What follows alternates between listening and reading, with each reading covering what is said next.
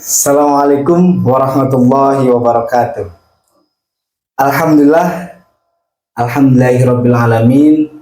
Wassalatu wassalamu ala asrofil anbiya'i wal mursalin wa ala alihi wa sahbihi ajmain. Amma ba'du. Alhamdulillah, kembali lagi di video kami Rizky Munadi Official. Sekarang sedang ada kedatangan saudara kita ya, teman kita. Sebenarnya ini lebih senior sih daripada anak pribadi. Saya pribadi lebih pengalamannya lebih luas. Anak pengen mengambil hikmah dari pengalaman yang beliau punya gitu, supaya kita bisa mengambil hikmah, supaya para penonton ini para penonton setia ini khususnya di Rizky Munadi Official bisa mengambil pelajaran pengalaman. Ya, karena ini pengalaman beliau ini luar biasa. بالقرآن سأمضي أجلو خبث الأرض ونفذي هو فرضي ومن الآيات سنفذي سأعاهد يا مولاي فعلا لا قولا نصر كتابي أولى وسيبلغ Banyak yang berbagi boleh perkenalan dulu. Baiklah, perkenalkan nama saya Rigo Istighfara, asal dari Lampung Selatan, tepatnya di Kabupaten Tanggamus. Saya sendiri alumni dari Pondok Pesantren Modern Al-Rahmah, Lebakwangi, Walantaka, Serang, Banten. Di Serang ya? Iya. Tepatnya di Serang. Di Ar-Rahmah ini kira-kira masuknya itu dari kelas 1 MTS ataupun dari kelas 1 SMA? Dari kelas 1 SMA. Oh, jadi sebelumnya itu di sekolah luar gitu? Iya, MTS-nya dulu di Lampung, di luar. Ketika di luar itu banyaklah pengalaman ya. Jadi kayak tahulah pengalaman di luar seperti apa gitu, kehidupan di luar seperti apa. Iya. Kemudian masuk di Ar-Rahmah gitu ya. Menurut antum itu cerita yang paling berkesan itu ketika di sekolah luar atau di pondok pesantren? Menurut saya pribadi lebih berkesan di pondok pesantren. Oh, di pondok pesantren. Iya, iya. Kan biasanya di apa sih namanya, di pondok pesantren itu ada yang 4 tahun dan ada yang 3 tahun. Betul. Kira-kira yang di pondok itu berapa tahun? Kalau Ar-Rahmah. di Ar-Rahmah kalau masuk dari jenjang SMA 4 tahun. 4 tahun ya? Iya. Berarti yang 1 tahunnya itu mempelajari khusus untuk pelajaran pondok biasanya kan ya? Iya. Pelajaran pondok ya, jadi ya bukan berarti nggak naik kan ya, tapi di situ udah ada program supaya bisa setara pelajarannya gitu kan. Iya, benar. Terus Ana pengen nanya sama antum, Boleh. pengalaman apa sih yang namanya yang paling berat dalam hidup antum ketika antum itu sedang berjuang gitu di pondok pesantren? Kan di pondok pesantren tuh dalam kehidupan itu kan nggak mudah ya. Iya. Ya semua apa sendiri, cuci baju sendiri ya, kan ada nyanyi kan, masak sendiri, cuci baju sendiri. Jadi di situ kan serba sendiri. Bahkan di moto pondok sampai Panca Jiwa Pondok ini ada di salah satu itunya tuh ada berdikari gitu ya. Benar. Kita melatih untuk mandiri gitu. Apa sih gitu perjalanan hidup itu yang terberat dan yang membuat antum itu jatuh? Oke. Pengalaman anak sendiri dulu waktu itu kita masih anak-anak ya, masih butuh banget untuk bimbingan, pengawasan dan perhatian orang tua. Betul. Apalagi untuk menentukan jati diri dan arah anak ini ke depannya seperti apa. Iya. Jadi waktu itu qadarullah Allah ngambil orang tua duluan. Oh, Jadi orang tua tuh diangkat ke sawah. Iya. Jadi waktu itu tepatnya tanggal 9 Juli 2011. Jadi di depan rumah itu orang tua mengalami insiden kecelakaan. Kecelakaan di mana itu? Kecelakaan bermotor di depan rumah. Berarti nggak jauh dari rumah gitu ya? Pas tepat depan rumah. Pas tepat depan rumah. 2011 itu antum posisi kelas berapa itu? Posisi kelas 5 SD. 5 SD. Iya, Berarti ketika SMP itu udah nggak ada. udah nggak ada. Itu orang tua yang laki-laki atau yang bapak atau ibu? Waktu itu ibu meninggal di tempat karena posisinya terpelanting, terkena sudut tembok. Jadi otak kecilnya pecah, terus matanya kena tusukan beli. Selang 7 bulan setelah itu, ya namanya laki-laki ya, kehilangan separuh jiwanya, kepikiran, meninggal juga. Tepatnya di tanggal 1 bulan 2 2012. Oh, jadi nggak bareng gitu ya? Nggak bareng. Tapi posisi ketika kecelakaannya itu bareng ataupun sendiri? Bareng, boncengan. Oh, boncengan. Jadi ibu antum itu terpental gitu ya? Benar-benar. Alhamdulillah. Antum itu posisinya ketika itu udah paham belum? Ketika sosok ibu tuh hadir ada gitu kan? Ketika beliau itu nggak ada gitu. Udah tahu ya hadirnya sosok ibu. Jadi pas hilang tuh benar-benar ngerasa kosong. Kosong. Ya siapa lagi penyemangat anak laki-lakinya yang paling tulus cintanya kecuali ibunya. Ya, laki-laki kan ya cinta pertama wanitanya itu adalah seorang ibu ya. Iya. Ya, jauh sekali, luar biasa itu. Apa gitu ya? Anda juga gak, ya Allah, mendengarnya ya ikut terharu, apalagi ketika orang tua dari bapak antum ini ketika udah ikut menjemput gitu. Iya. Pikiran antum itu ketika dua-duanya sudah nggak ada nih, apa yang antum pikirin? Sempat kayak hilang arah gitu ya, maksudnya sama siapa lagi kita bertumpu gitu tuh kan. Mereka yang paling nyupport kita ya kan.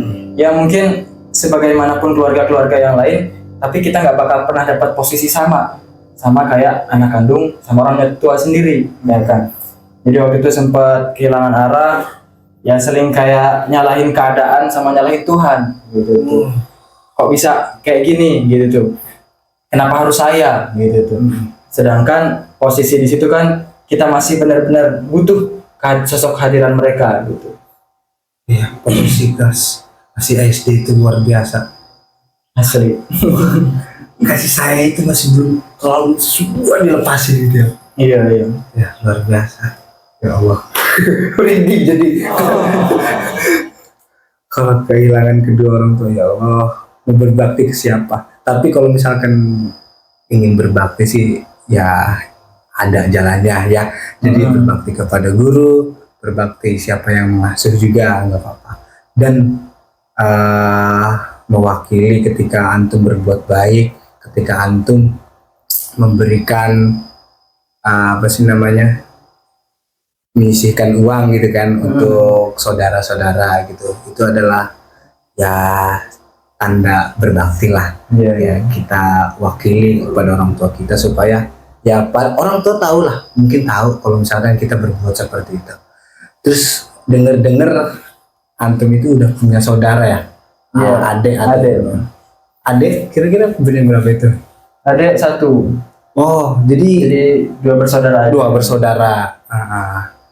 Adek ketika itu masih umur berapa? Kecil banget berarti ya? Ya kecil banget. 4 tahunan lah, 4 tahunan. Baru bisa jalan itu ya? Iya, benar. Jalan itu sekitar 2 tahunan lah. Dia udah lancar jalan lah itu. Iya. Nah, ketika antum dan adik antum ini nggak ada nih, jadi tetap ada yang ngasuh gitu. Waktu itu kami tinggal sama nenek. Oh, sama nenek. Iya, jadi beliaulah yang gantikan sosok orang tua. Memang waktu itu aslinya juga orang tua itu merantau ke Serang, tinggal lama di sana, balik ke Lampung karena kakek meninggal dan harus ngurusin nenek. Nah, kemudian ketika setelah diarah mah, antum ini kan sering ceritakan di IG Ana ngobrol, dan tadi ketika pertama ketemu ngobrol cerita antum merantau ya. Iya, benar. Itu di mana itu? Merantau sekarang di Jambi, alhamdulillah sambil kuliah. Oh, di Jambi. Iya. Udah berapa tahun sekarang kira-kira itu? Udah jalan 5 tahun. Berarti nggak ini ya, nggak sebentar ya? Iya, alhamdulillah. Udah 5 tahun, berjalan 5 tahun. Dan di sana itu sosok Ade ini tetap sama nenek. Qadarullah pas awal ngabdi itu akhir tahunnya kan berangkat ngabdi pertengahan 2019. Akhir tahunnya nenek Meninggal. jadi ada itu diurusin sama uwa-uwa dari pihak ayah. Luar biasa. Kalau ya Allah, kebayangin kalau misalkan di posisi anak gitu. Sakit sih. Iya, bagi posisi cucu kesayangan sih. Cucu kesayangan. Jadi lebih dekat ke saya secara pribadi daripada cucu yang lain. Cerita segala macam petuah-petuah dari nenek itu memang ngena dan kerasa gitu. Jadi pas nggak ada ya kehilangan lebih kehilangan gitu ya. Dan anak dengar lagi katanya antum itu ketika pengabdian tetap memberikan sebagian uang gitu yang antum dapat ya, meskipun tidak seberapa gitu kan ya. Iya, Bisa menyisihkan sehingga bisa menabung. Bahkan antum juga bisa kebeli motor gitu. Antum datang pakai motor, wah langsung dari plat Jambi gitu kan ya. iya. Sampai bisa kebeli motor. Bahkan nih yang paling luar biasanya ini bisa sampai umroh gitu. Tanpa sponsor apapun gitu. Benar. Sponsor dari orang tua, tanpa dukungan, tanpa arahan. Nah, kok bisa gitu? Anak pribadi ya, maksudnya masih belum bisa memanage dengan semaksimal mungkin gitu. Ya, Dan ada borosnya luar biasa. Ketika di masa sekarang ini, Ana merasa wah boros gitu. Tapi ketika Ana mendengar cerita antum, kisah antum, seketika Ana tertampar gitu. Tertamparnya luar biasa, kayak terdampar lah langsung. Ketika ada di tangan langsung terdampar lah. Ya Allah, ternyata ada gitu orang yang seperti antum itu. Apa sih yang membuat antum bisa berpikir seperti itu tuh? Bisa gitu. Ya, oke. Waktu sebelum ngabdi tuh sempat minta arahan dari ustadz yang ada di MTS dulunya. Jadi beliau tuh selalu nyaranin waktu sebelum mondok, sebelum ngabdi, beliau tuh bilang, teman terdekat kamu itu uang, katanya. Sedekat apapun kamu sama orang lain nggak bakal bisa ngasih kamu pinjaman dalam jumlah besar. Kalau misalnya kamu nggak punya simpanan uang, dana darurat atau segala macam pribadi, kamu nggak bisa nolong diri kamu aja, nggak bisa ketolong, apalagi nolong orang lain. Jadi dari situ tuh anak mulai lah pikirannya terbuka gitu kan. Jadi selama ngabdi mulai untuk nyisihin uang, dibagi antara uang tabungan, uang darurat, uang buat adik, sama keperluan pribadi. Dari situ istiqomah, walaupun sebenarnya biasa lah anak muda kan, biasanya egonya masih tinggi, pengen stylish, Iya, betul. kan, pengen beli ini itu, ya ibaratnya diakuin sama orang, kita juga punya, gitu kan. Tapi lambat laun kayak pikiran itu kayaknya udah habis. Maksudnya ngelihat dari orang-orang yang mampu secara finansial, mereka lebih sederhana secara pakaian. Sedangkan orang-orang yang masih morat-marit secara finansial, pengen gayanya selangit. Jadi perlahan ego itu diturunin. Lebih memprioritaskan kebutuhan apa yang benar-benar harus kita penuhin, menyampingkan keperluan apa yang cuman sekelebat mata gitu tuh. Dari situ program, alhamdulillah di 2021 kenal untuk investasi emas. Alhamdulillah tergabung dari member of gold EOA Gold. Ya. Dari situ karena mikirnya gini, kalau nabung di bank sayang uangnya terpotong tiap bulan. Ya, bunga ya. Benar. Apalagi kalau misalnya kita daftar dengan SMS gitu kan. Jadi setiap SMS yang masuk atau notifikasi yang masuk itu bakal ngurangin saldonya. Bayangin aja kalau misalnya SMS-nya satu tuh 500, 10 notifikasi sehari udah bisa 5.000. Ya. Kalau tiap hari uang kita tabungin itu buat invest ke depan, bukan untuk biayain kayak gitu kan. Jadi lebih dibakuin sama tabungan emas. Setelah tabungan emas itu terpikirlah untuk, waduh masa hidup kayak gini aja gitu tuh, masa harus ada buah gitu kan. Kepikirlah untuk umroh di bulan Ramadan. Kenapa pilihnya umroh? Karena ketika usia muda itu usia kita masih produktif, ya kan, masih bisa explore lagi ke depannya. Dan kalau misalnya kita umroh dari sejak muda, setidaknya frekuensi untuk umroh sekian kalinya masih bisa, dan bisa menginfluence ke yang lain. Nih muda gitu kan, masih bisa, bahkan mungkin di luar pikiran orang, kok bisa nabung sekian banyak uang, sejumlah uang, sedangkan ya mungkin hasil dari pengabdian berapa sih? Gitu kan. Kalau dipikir-pikir ya ada gitu, cuman apa gitu? Paling cukup untuk kebutuhan sendiri, ya kan.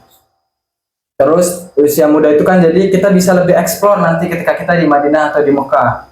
Kita bisa lebih banyak kunjungan atau ziarah-ziarah. Bayangin kalau kita tua, paling kita hanya cuman melaksanakan kewajiban umroh aja, gitu kan. Sedangkan di Mekah sama Madinah kan banyak tempat-tempat bersejarah, gitu.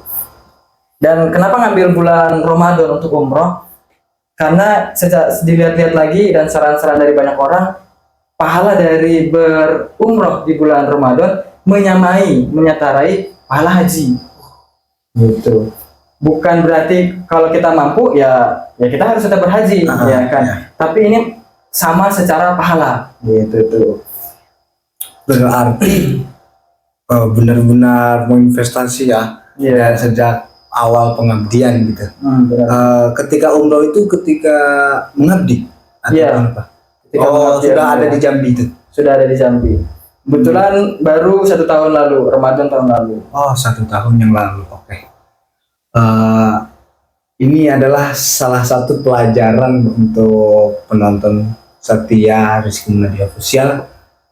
Ini salah satu pengalaman yang sangat berharga yang wajib kita petik tanpa sponsor dari orang tua yang benar-benar cintai itu terus kepada anaknya, dan seketika berdua menghilang, ditarik oleh Allah, diangkat oleh Allah untuk kembali, dan beliau masih bisa tetap bisa hidup dan bisa mandiri, ya, luar biasa, sehingga bisa memberi ataupun menafkahi seorang adik. Itu salah satu hal yang sulit untuk kita lakukan untuk sebagai pemuda, ya. Kebanyakan para pemuda sekarang itu ya lebihnya ke main, lebihnya ke ego, lebihnya ke penampilan style. Jadi jarang orang yang memiliki pemikiran seperti itu. Ini wajib kita ambil, wajib kita petik. Ini luar biasa, pengalaman yang sangat-sangat luar biasa. Ya, aduh nih, luar biasa. Pokoknya anak pengen bener-bener pengen mengikuti antum lah, jejak antum supaya berpikirnya kritis gitu. Memang teman itu tidak akan sepenuhnya akan memberikan, bisa membantu gitu dalam kehidupan kita. Jadi kita harus bisa menginvestasi, mengumpulkan dan serta menabung apa yang kita punya. Meskipun kita banyak kebutuhan yang kita inginkan, tetapi kita harus mengetahui di mana letak yang paling penting untuk dibayar, untuk diberi gitu. Luar biasa. Mungkin itu saja. Semoga apa yang kita obrolkan bisa bermanfaat dan dapat diambil oleh penonton sekalian. Ya, semoga antum diberi kesehatan selalu, Amin, ya, amin. menjadi orang yang hebat, sukses untuk membuktikan kepada semua seluruh bumi ini Masya bahwa kita bisa berdiri di kaki sendiri. Karena dalam kehidupan kita tidak selamanya ada orang tua, gitu Iya. kan ya. Laisa fataman yakulha apa? Inna fataman yakulha. Lupa kan? Ketika baca Anada. ya anada. Jadi dalam kehidupan kita itu ya tidak menentukan orang tua kita itu bakal selamanya ada. Jadi kita harus bisa mandiri kita.